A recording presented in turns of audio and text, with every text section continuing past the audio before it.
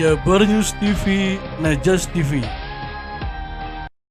Pemirsa Jabar News TV, jangan lupa untuk like, share, dan subscribe. Terima kasih.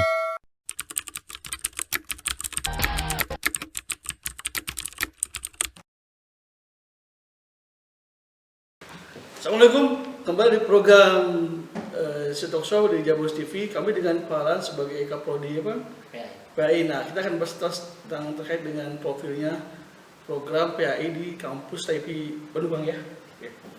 Kan Abang? Alhamdulillah. Kang gimana nih? Apa nih gimana profilnya sebagai program PAI ini gimana? Ya, kalau PAI itu memang berdiri di tahun 2002. Walaupun STIP ini berdiri tahun 88. Jadi memang ada sejarahnya dari STIU lalu ke STAI, lalu dari STAI itu baru ke PAI muncul. Awalnya PAI itu hanya 2 orang ya mahasiswanya itu. Sedikit laki-laki perempuan. Angkatan kedua malah 1 orang. Tapi alhamdulillah hari ini PAI di STIP Persis Bandung ini itu mahasiswanya jumlahnya yang terbanyak di antara jurusan-jurusan. Bahkan setengahnya mahasiswa, kalau hari ini sekitar 2000-an itu setengahnya mahasiswa PAI. Alhamdulillah. Nah, Kang gimana nih menghadapi persaingan global tentang dunia pendidikan ini kan? Ya. Tantangannya gimana? Ya, memang tantangannya luar biasa ya. Kalau PAI ini, apalagi kalau kita kaitkan dengan berbagai hal ya, berkaitan dengan isu radikalisme, lalu berkaitan dengan digitalisasi pendidikan dan sebagainya, itu sangat terasa di PAI. Yang pertama ya, kita harus menyampaikan kepada calon pendidik ini bahwa menampilkan tatanan pendidikan agama Islam itu yang rahmatul lil alamin.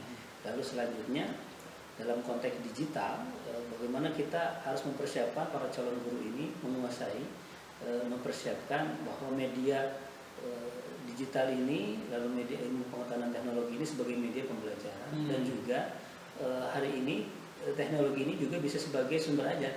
Jadi bukan hanya guru saja, tetapi guru bisa jadi pada hari ini sebagai fasilitator juga. Nah, di masa COVID ini gimana nih tentang kuliah dengan model virtual ini kan? Ya. Apakah ada nggak semacam agak susah gimana? Ya, memang pada awalnya karena memang kondisinya ini sangat bila boleh dibilang mendadak ya, kegiatan e-learning ini, walaupun sebenarnya itu sudah kita selalu lakukan, tapi ini kan menjadi kontinu. Memang pada awalnya ini agak menyulitkan, terutama karena masalah kuota ya. Ya, itu yang menjadi masalah. Ya, awalnya kita menggunakan Zoom, tapi pada akhirnya memang kuota juga harus kuat ya, modal juga ya. Kuota lalu sinyal, karena mahasiswa kita banyak di daerah-daerah ya, yang memang sulit juga sinyal. Bahkan ada di luar daerah disupport itu karena di tengah laut dan sebagainya juga susah ya. Jadi memang banyak kendala-kendala di sekitar itu. Kalau pola pembelajarannya sih mungkin sudah siap ya para dosen itu. Pakai virtual dengan Zoom itu ya. Dengan Zoom dan lain sebagainya. Nah, cuma permasalahannya di permasalahan di kota menurut saya yang lebih urgent. Gimana Kang solusinya supaya ada nggak budget buat mahasiswa supaya kasih kuota ada nggak? Ya, kalau budget memang karena kita perguruan tinggi swasta. Kan mahal kan? Ya. Terus paketnya. Iya betul. Karena kita memang perguruan tinggi swasta yang memang mungkin dibilang swasta yang lain juga belum terlalu mapan ya. Maka untuk kuota mungkin kita belum ada. Tetapi kita menggunakan semacam media-media yang memang tidak banyak menggunakan kuota seperti Google Meet, lalu Google Classroom dan lain sebagainya. Jadi pola-pola itu yang kita gunakan. Kita akan memanfaatkan yang free kan ya? Iya, menggunakan fasilitas. Kalau dengan Google Meet emang free ya? Iya. Kalau yang pakai Zoom mungkin bayar ya? Iya, Zoom itu karena kan sangat menyedot ya, karena ada visualisasinya, bukan hanya suara dan sebagainya. Jadi memang sangat menyedot. Nah, ada juga kita menggunakan juga YouTube dan sebagainya. Kapan dimulai kan kuliah normal? Iya, sebenarnya kalau normal dimulainya kapan itu kita juga masih menunggu kebijakan dari Kemenag ya, yang menjadi induk kita, juga Dikti mungkin. Walaupun memang pada hari ini diarahkan untuk terus ke e-learning, tapi memang penting juga untuk bagaimana kita bertatap muka dengan para mahasiswa. Mungkin kalau untuk waktu kita masih menunggu kebijakan dari pemerintah. Jadi belum pasti ya kapan mulai? Ya, belum pasti. Apakah bulan depan, Bang? Ya, walaupun nanti tahun ajaran baru itu September, tetapi kita sudah melakukan pola-pola strategi apa yang harus kita lakukan. Kalau misalkan pahit yang belum ada kabar dari pihak Depak mengenai kuliah normal, gimana supaya ada solusi bagi kampus ini?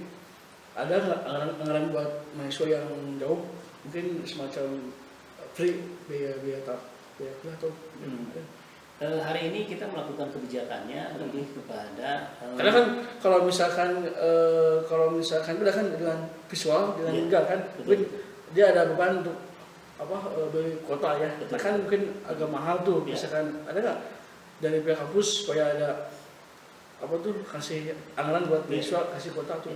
Kalau kebijakan hari ini memang kita berikan kebijakannya adalah mahasiswa diberikan toleransi pembayaran SPP. Tidak di sekolah ya? Iya, tidak di sekolah tetapi diberikan toleransi. Jadi yang awalnya harus lunas, tapi ini boleh dicicil. Walaupun sebenarnya itu sudah pernah kita lakukan juga bulan-bulan semester-semester yang lalu.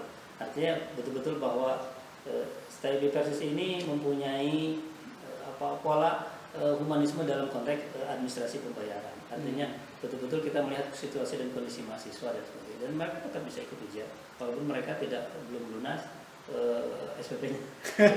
Target kampus jurusan PN ini kan gimana supaya kepada PC yang cukup ada kampus UIN, saya Siliwangi, kampus lain juga kan banyak yang murah. Nah gimana supaya kampus ini khususnya program ini laku lah gitu ya, kalau misalkan mengatasi itu. Ya.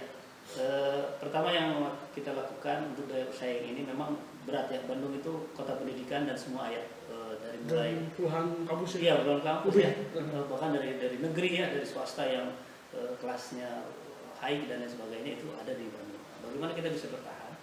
Satu langkahnya adalah kita melakukan pelayanan kepada mahasiswa. Yang kedua, mata kuliah yang kita sajikan itu bukan hanya sekedar teori. Di KKN ini kita memasukkan mata kuliah yang sifatnya itu menjadi kecakapan mahasiswa. Contoh misalnya dia harus hafal minimal 2 juz, lalu juga dia bisa tahsin. Dan tahun ini anak-anak kita yang siap untuk bisa diasramakan agar mempersiapkan program bahasa. Sehingga kita berharap kalau tahun kemarin itu kita siapkan anak-anak bisa sekolah, bisa masuk ke lembaga-lembaga pendidikan sekolah Islam terpadu, maka ke depan kita berharap ketika nanti ada Ma'had Al-Jami'ah ini yang menggodok bahasa dari anak-anak yang diasramakan dalam 1 tahun ini, kita berharap nanti para guru ini siap untuk masuk ke jenjang sekolah-sekolah yang kelas internasional. Sehingga dengan seperti itu dia bisa mengajarkan pendidikan agama Islam itu di kelas-kelas internasional yang saat ini guru agama itu belum banyak masuk ke sekolah-sekolah internasional karena memang masalahnya di bahasa. Ya. Nah kan kalau misalkan kampus kan sudah punya nama nih dengan nama Al-Bariyah Ormas Islam Persis ya. Ini mengukuran semua atau ukuran khusus kota Persis? Oh ya, kalau mahasiswa sih kita buka untuk semua. Tidak pilih-pilih. Tidak, ya. Atau alumni NU ya, enggak? Justru hari ini itu mungkin bisa berlaku khusus ini gitu alumni. Oh ya, kalau kita lihat dari 5 tahun ke belakang ini itu 80% itu dari alumni pesantren Persis ya, semua se-Indonesia itu banyak di kita. Tetapi mulai hari ini itu mulai bergeser. Sudah banyak yang dari umum. Ya. Dari umum bahkan dari mantan NU ya, sekolah-sekolah dari ormas-ormas yang lain juga ke kita banyak itu. Dan itu kita melihat pergeserannya sudah mulai banyak. Terutama mungkin di kelas ekonomi juga sangat banyak ya. Sudah mulai 50-50 malah. Jadi melihat dari berbagai ormas ya? Iya, dari berbagai ormas dan kita juga di sini ya kita lebih kepada keilmuan ya. Kita tidak berbicara bahwa dia ormas A, ormas B, tetapi bagaimana kita sampaikan ini melalui keilmuan sehingga nanti kita bisa melihat apa dasar yang menjadi dia melakukan sesuatu dan sebagainya. Nah, kemudian Kang, ini berapa nih siswa yang punya? Ya, kampus ini. Kalau sekarang ini PA itu sudah lebih dari 2 kelas ya. 2 kelas ya. 2 kelas sudah 2 kelas. Jadi karena kita daya tampungnya hanya kelasnya kelas apa karyawan ya kita ada kelas reguler Senin sampai Kamis, lalu ada juga kelas Jumat Sabtu. pas karyawannya. Ya, kita menggunakannya kelas Jumat Sabtu. Oh, ya, itu bukan karyawan ya? Iya, karena tidak boleh kan karena ini karyawan. Itu memang peraturan dari diktinya tidak boleh. Oh, gitu ya. Dulu kelas ya, kelas yang ada reguler, ada kelas Jumat Sabtu. Ya. Nah, kemudian bisa masalah ini kan, biaya apa tuh kuliah Iya. Sekarang ini memang sudah di tahun ketiga ya kita menggunakan biaya UKT, uang kuliah tunggal, sehingga semuanya tercover di sana. Jadi kalau dulu itu misalnya dicicil ini UAS, UTS, lalu per SKS dan sebagainya. Kalau hari ini tidak seperti itu. Jadi semuanya dilangsungkan 2.450.000 itu semuanya dari mulai SPP sampai wisuda itu sudah selesai di sana. Jadi per semester itu. Jadi sehingga tidak ada lagi biaya-biaya yang lain. Jadi cukup membayar itu sehingga nanti itu semua tercover semua. Nah, kan tahu nih untuk mengenai kampus PAI ini gimana nih? Caranya orang bisa melihat profilnya, apakah mulai dengan iklan media atau dengan iklan di online? Oh iya. Nah, mungkin bagi para mahasiswa yang mau ikut kampus ke STIP, PAI. Bagi teman-teman yang ingin bergabung di kampus di Persis ini, teman-teman bisa searching tentang di websitenya STI Persis, lalu juga ada IG-nya juga, ada Facebook-nya juga. Jadi di sana juga ada. Apa kan namanya? www.stipersis.co.id ya? Iya. Oke. Cukup kan? Ada lagi tambahan mungkin? Sebagai promosi di Jawa Barat. Kita bantu promosi. Ada yang membedakan antara PAI STI Persis Bandung dengan PAI yang lain. Mungkin kalau teman-teman bisa lihat dan bisa berkunjung ke sini atau mungkin lihat profil mahasiswanya itu sangat melihat dari fisiknya saja sudah berbeda. Pastinya yang perempuan itu kerudungnya panjang gitu. Jadi hijab pakai ini Oh enggak. Oh enggak ya. Iya. Kan pakai cadar gitu. Artinya kerudungnya panjang lalu pakai rok di kaos kaki itu menjadi ciri khas mahasiswa PAI STI. Yang boleh pakai cadar panjang ya? Iya, tidak kita tidak diperkenankan untuk memakai cadar panjang jin ya. Iya, jin apalagi. Jadi itu yang menjadi ciri khas. Nih, berapa nih biaya masuknya lah? 2.450.000. Biaya masuknya. Itu berapa per semester? Berapa? Segitu ya? Iya, per semester itu. Dan itu bisa kita di sini ada juga BBU berkah umat. Jadi nanti bisa ditabung untuk mencicil di semester yang akan datang, bisa menabung, bisa per bulan, berapa saja itu bisa. Itu ada nggak beasiswa? Nah ya, untuk beasiswa sebenarnya kita sudah banyak kerjasama. Yang pertama kita ada beasiswa Provinsi Jawa Barat, karena kita sudah termasuk perguruan tinggi yang MOU dengan pemerintah Provinsi Jawa Barat, dan itu setiap tahun biasanya mahasiswa banyak yang mendapatkan. Yang kedua juga ada beasiswa tahfidz. Jadi kalau ada mahasiswa yang tahfidz, hafal Al-Quran 30 juz itu gratis. Mantap tuh. Iya, gratis. Dan juga sampai selesai. Iya, sampai selesai. Nanti setiap semesternya itu kita evaluasi hafalannya tentunya.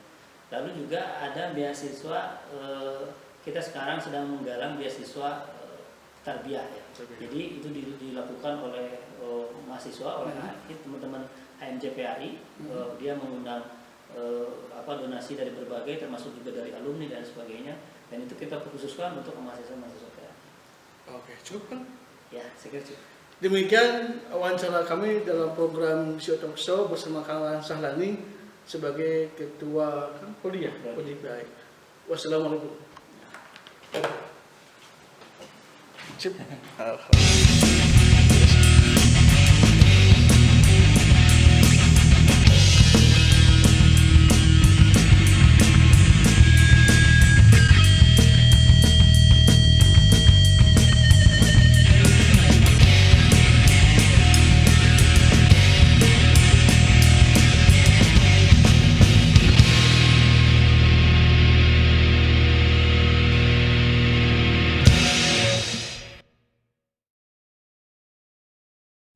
Pemirsa Jabarus TV, jangan lupa untuk like, share, dan subscribe. Terima kasih.